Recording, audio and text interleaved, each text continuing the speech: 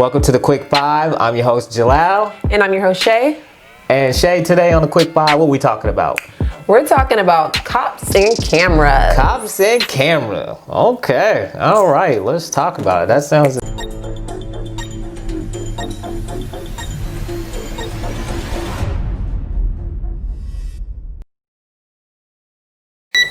Let's go. So, do you want to take this one, or you want me to take this one? What you want to do, Shay? I want to hear what you have to say. Okay. I think that that's an interesting topic, cops and cameras, because as we've seen with the murder of George Floyd, how a camera is being filmed by that 17-year-old girl is what sparked the protests nationwide. What kind of was like the final straw. And when you think about that to me is very powerful. Like, we can have these phones and we can record what we see. Right. Back in the day, we only had one narrative. Right. Because we didn't have camera phones and we couldn't, report. Basically, anybody with a camera phone, when they're recording something like that has happened, they are technically independent journalists because they're taking this video, they're uploading it to the platform to raise awareness, about what happened. And I think, to me, this is a time where, for bad cops, the camera phone was the worst invention ever. For bad cops.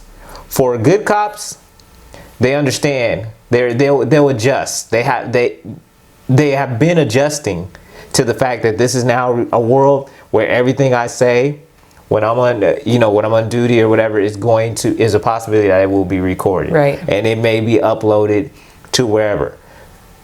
They get that. It's just for them bad cops, like, this is their worst nightmare, because you haven't a chance that what you may do may get exposed. Right.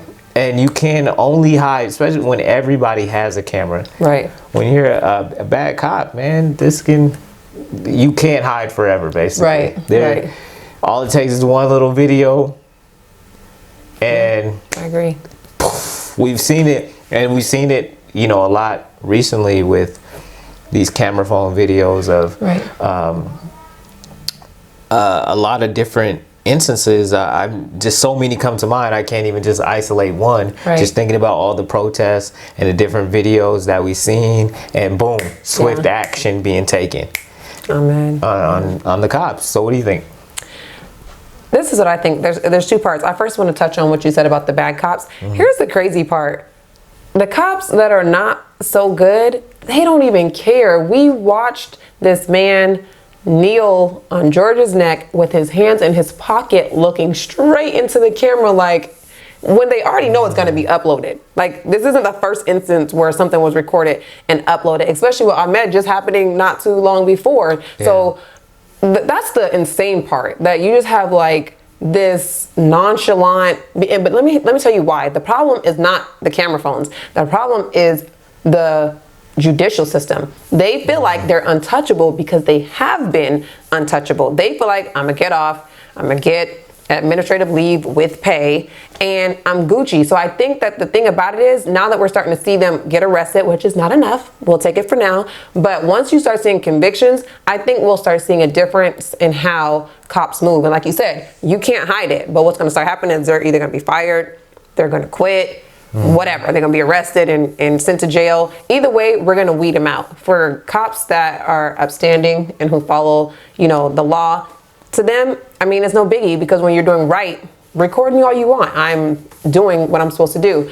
The other side of that, what I'm noticing, obviously different videos are surfacing. You don't have the full picture. So what I'm seeing from the clips that are being posted is, it's gonna become hard for them to do their job, because now people are feeling like, oh, you're being recorded and blah, blah, and they're being aggressive and they're being abrasive and they're, kind of not complying, because they're feeling like during this movement, cops ain't gonna really want to shake nothing up because they don't want to be a part of what's going on.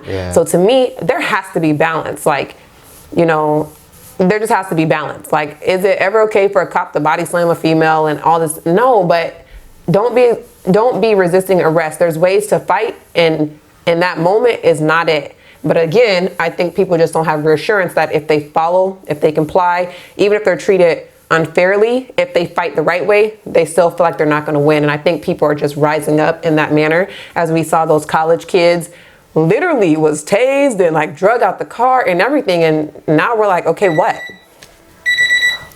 You said a lot right there. All right, this is Jalal. I'm Shay. Thank you for tuning in to the Quick Five.